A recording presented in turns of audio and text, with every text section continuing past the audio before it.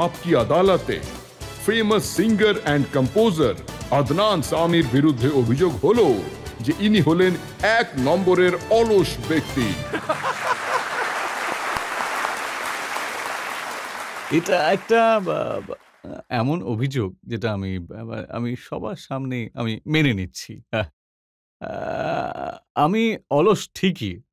আর আমি আ আ আ খুব মানে নিজে নিজেরই স্পিড অথবা ল্যাক অফ স্পিডের কাজ করি। আপনি দেখুন ৩৫ বছর ধরে আপনি গান গাইছেন। কেউ বলে আমি ২৫ বছরে ৫,০০০ গান গেয়ে ফেলেছি, কেউ বলে ৬,০০০ গান গেয়ে ফেলেছি। আদনান সামি মাত্র ১০০। আপনি ঘুমোতে থাকেন। এটা আমি আমি সবসময় আ মিউজিককে একটা একটা ফ্যাক্টরির মতো করে দেখিনি। আমার জন্যে আমি সুরের জগতে এলাম। আমি এটা বলছি না যে যারা করছে তাদের আবেগ নেই। আমার আবেগ আছে। কিন্তু আমি মিউজিককে সবসময় একটা আম আ অন্য দৃষ্টিকোণ দিয়ে দেখেছি যে আমি শুধু সেটাই করব যেটা আমার মন বলবে। যেখানে আমার মন সহমত হবে যে এটা করা উচিত। এবার আ অনেক লোক আছে যারা যারা বা প্রচুর সংখ্যায় গান গেয়েছেন আর সত্যি আর সেটা মানে সেই গানগুলো মানে খুবই ভালো ব্যাপার। আর আমি তাদের খুবই প্রশংসাও করি। আব আব আমি আমি আমি অন্য রকমের মানুষ। দেখুন, আমি বলে দিই যেটা আমি জানতে পেরেছি, গানে আপনার যত নেশা, ভোজনে তার থেকেও বেশি নেশা। যত গান আপনি গেয়েছেন তার থেকে অনেক ভালো ভালো খাবার আপনি খেয়েছেন। এই কথাটাও ঠিক। এবার আমার কাছে একজন লোক এসেছিল। ও আ রান্না করার জন্য এসেছিল। তো আমি বললাম যে মানে কি বানাতে পারো? তো ও অনেক স্টাইল করে। আমাকে বলল, "আমি এটা বানাতে পারি।" এই যে মেনু দেখুন আমার। তো মেনু দেখে আমি জিজ্ঞেস করলাম, "তুমি সিন্ধি বিরিয়ানি বানাতে পারো?" হুম। তো বলল, "হ্যাঁ, স্যার বানাতে পারি।" আমার সঙ্গে বাবুর্চি রাজেশ খান্নারও কথা মনে পড়ে যায়। তো ওই রকমই ছিল ও। তো আ তো আমি বললাম, "চল ভাই একটা কাজ কর তুই। তুই সিন্ধি বিরিয়ানি বানিয়ে দেখা।" তো তারপর আমি চলে গেলাম রেকর্ডিং এ। আর রেকর্ডিং থেকে যখন আমি ফিরে এলাম খুব দাঁত পরিষ্কার করে এসেছিলাম আমি যে, "ভাই আজ সিন্ধি বিরিয়ানি খাওয়া হবে।" তো যখন আমি বসলাম আর ও ও বিরিয়ানিটা নিয়ে এলো মানে তার না মাথা, মুন্ডু না ওর সঙ্গে মানে সিন্ধি বিরিয়ানির কোনো সম্পর্কই নেই। তো আমি ওকে বললাম, "ভাই" আমি বললাম, "এদিকে আয়। এটা কি বানিয়েছিস?" "হ্যাঁ, সিন্ধি বিরিয়ানি সাহেব, হ্যাঁ?" বললাম, "আমার না" আচ্ছা ওই সময় আমার ওজন ছিল যেটা ছিল ২৩০ কিলো। তো একেই বলে ওজন। তো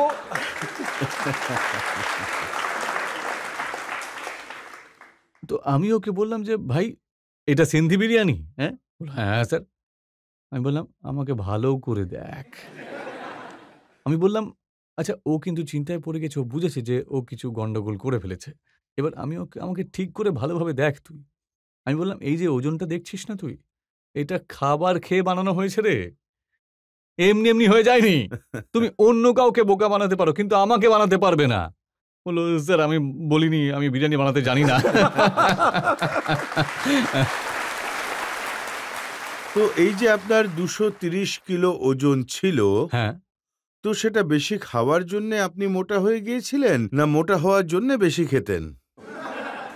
লোকে আমাকে মাঝে মধ্যেই জিজ্ঞেস করত যে কখনো আমার ব্যঙ্গভাবে যে, "আপনার চেহারাটার রহস্যটা?" আমি বললাম, "আমি প্রচুর খাবার খাই। আমার খুব ভালো লাগে।" I was very unapologetic about it. আর বাস্তব এটাই ছিল যে আমি আ আ আমি আমি খাবার খেতে খুবই ভালোবাসতাম আরকি। আর সেই কারণেই আ আ আমার ওজনও বেড়ে যায়। আর অবশ্যই ফ্যামিলি টেনডেন্সি ও থাকে যে আ আ আম আমার মা উনি মানে আ পাঞ্জাবিতে একটা কথা বলতেন উনি। साढ़े आस्ते ते पाड़ी भी क्यों है। তো বাস্তবটা এমনই ছিল যে আমি যদি একটু বেশি খেয়ে নিতাম তাহলে আমার ওজন বেড়েই যেত আর বেড়েই যায়ও। আর অন্যরা দেখেছি পুরো ঘোড়া খেয়ে নেয় তাও কিছু হয় না আরকি। দেখুন, আপনার যে আলসেমি আছে সেটার জন্যে মোটা হয়ে গিয়েছেন, না মোটা হওয়ার জন্যে অলস হয়ে গিয়েছেন? দুটোই। আসলে কি হয়েছে যে আ মজা করছি ঠিক আছে। কিন্তু আমার যখন ২৩০ কিলো হলো তখন মানে একটা খুবই সিরিয়াস মতো মানে আমি আমি আমি খুবই সিরিয়াস স্টেজে চলে গিয়েছিলাম। যেখানে আমার বাবার কথা বলি, তো উনি এক আ আ উনি একজন ক্যান্সার পেশেন্ট ছিলেন। লড়াই করেছিলেন আ সব সবথেকে মারাত্মক ক্যান্সারের সঙ্গে, which is cancer of pancreas. আর আ উনি আ আমরা লন্ডনে ছিলাম। তো আমি বললাম যে আমি বাবাকে বললাম যে, "আপনি আপনি যেহেতু এখানে আছেন তো আপনি নিজের একবার চেকআপটা করিয়ে নিন।" উনার অপারেশনও হয়েছিল এই সময় গম্বরেল হসপিটালে। তো আমি বললাম, "ওখানে গিয়ে চেকআপ করাতে?" উনি বললেন যে, "আমি শুধু একটা শর্তে যাব যদি তুমি নিজের চেকআপটা একবার করিয়ে নাও।" তো ব আমি উনার জন্যে আমি বললাম, "ঠিক আছে আমি করিয়ে নেব না হয়।" এবার আমি এখনো নিজের চেকআপ করালাম তখন বললাম আ যে রেজাল্টটা এলো মানে তো ওখানকার ডক্টর যে ছিল মানে ওরা বললেন যে, ভালোবেসে তো কথা তো বলে না, তাই না? তাই না? ওরা তো একদম দুম করে ওরা পুরোটা বলে দেয়। কোনো সাজানো গোছানো ছাড়াই আর মানে কোনো কথা মানে সেরকম আ একদমই মানে একেবারে আম আ না, উনারা কিছু লুকোনোর চেষ্টা করেন না। আমাদের এখানে ডাক্তাররা যেমন ভেবেচিন্তে হ্যাঁ, হ্যাঁ, তারপরে হ্যাঁ, বলেন, হ্যাঁ। অনেকক্ষণ পরে আপনাকে জানান যে আপনার ক্যান্সার হয়েছে। ঠিক, কিন্তু ঠিক। ওখানকার ডাক্তাররা আপনাকে স্পষ্ট হ্যাঁ, জানিয়ে মানে দেন। এখানে উনারা বলবেন যে, "আপনি একটু হেলথি হয়ে গিয়েছেন।" হ্যাঁ। আহ আপনার খারাপ লাগলো না তো যে আমি এভাবে বললাম? তো উনারা খুবই নরমভাবে মানে বুঝিয়ে ভালোবেসে আপনাকে এই কথাগুলো বলবেন। এবার ওখানে উনারা বললেন যে, "mister Shami, your results are on the borderline. If you continue this lifestyle, I would not be surprised that your parents will find you dead in a hotel room 6 months from now." এটা অনেক বড় একটা ধাক্কা ছিল। আর আমার সবথেকে বেশি রাগ হয়েছিল যে উনি আমার বাবার সামনে এই কথা বলে দিয়েছিলেন।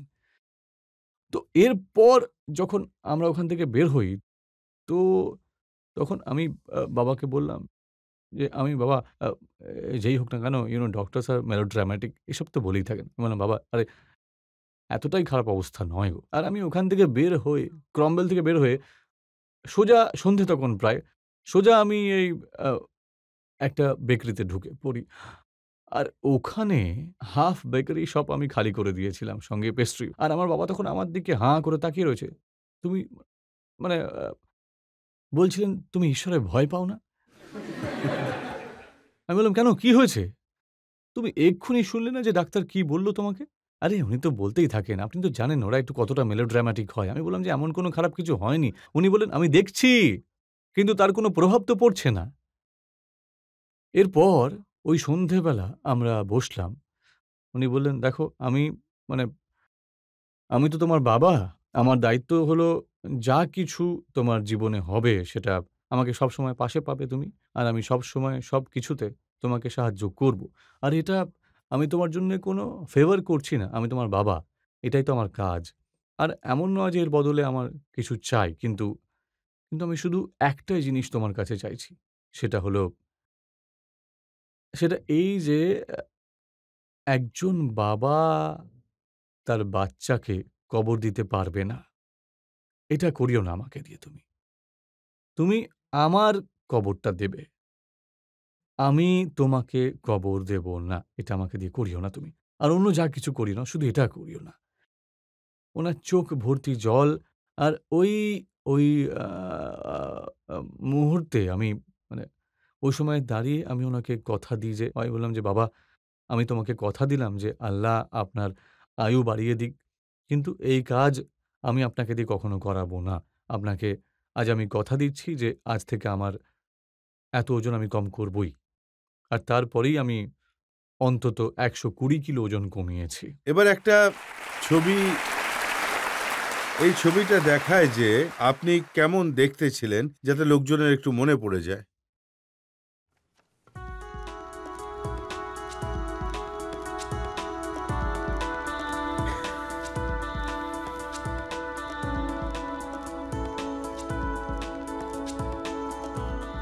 তো যখন এত মোটা ছিলেন, তখন জামা কাপড় কিভাবে বানাতেন? দর্জি মাপ কি করে নিত? ত্বক অনুযায়ী হতো। সেটা খুবই মজার গল্প। ওই ওই দর্জি যে ছিল, ১ম একজন দর্জি আসতো।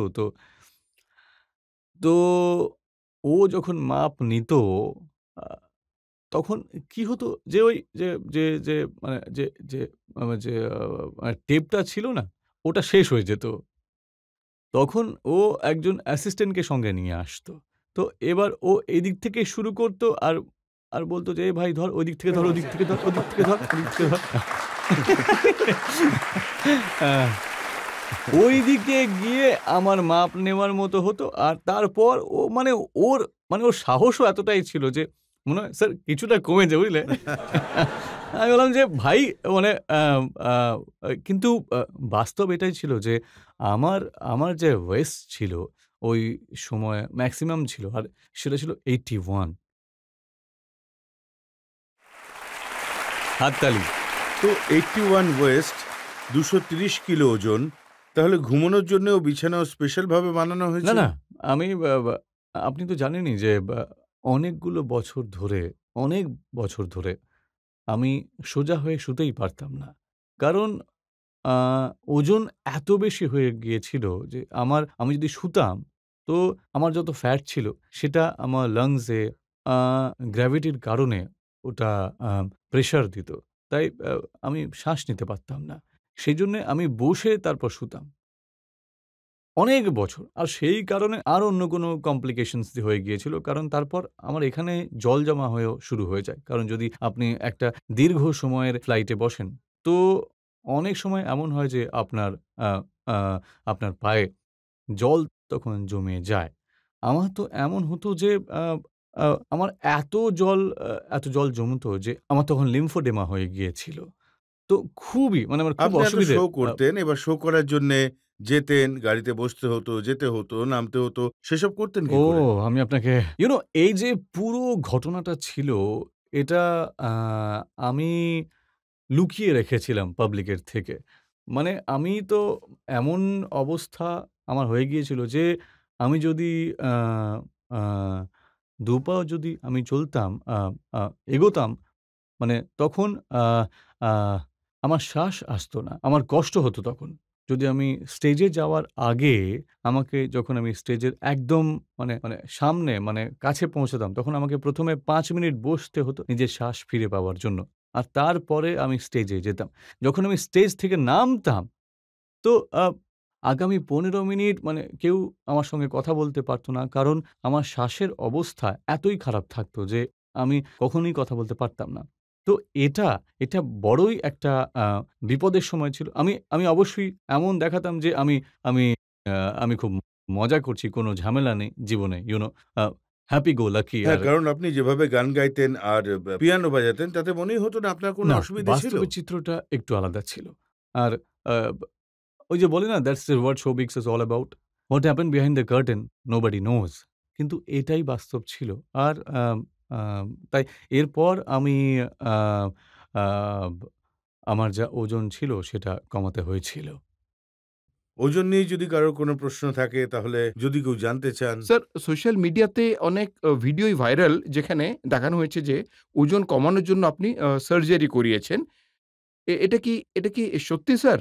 যদি সত্যি হয় বেরিয়াট্রিক তাহলে করিয়েছেন আ নাকি লিপোসাকশন? এটা আপনি একদম ঠিক বলেছেন। এই ব্যাপারে অনেক চর্চা হয়েছে।